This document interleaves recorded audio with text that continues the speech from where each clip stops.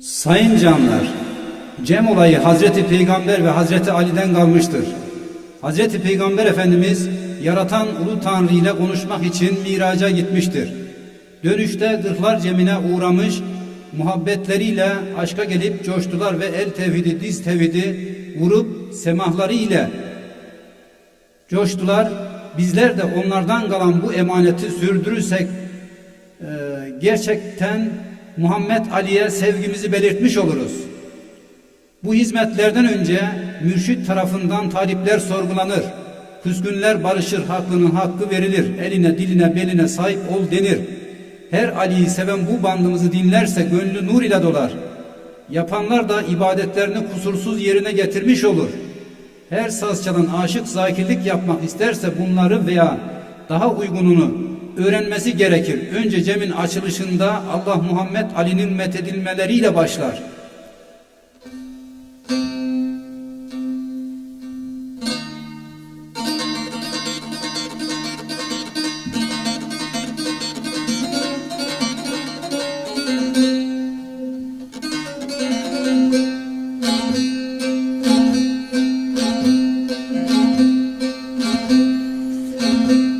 Muhammed Ali'yi candan sevenler, merhaba canlarım, size merhabayı.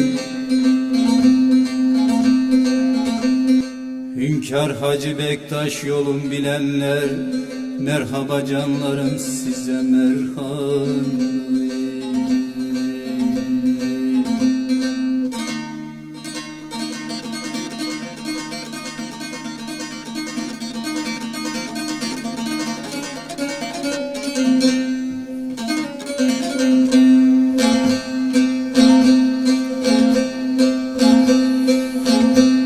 Hak yolunu bilip talip olanlar, insanlık uğruna can baş verenler.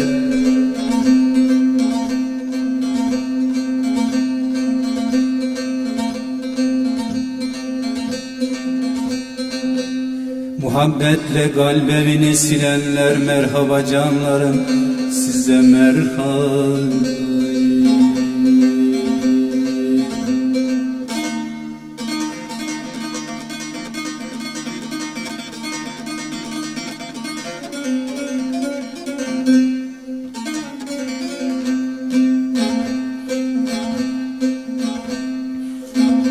Hak Adem'de derler mürtezam inan, Adem'i öldürüp şerre uymayan.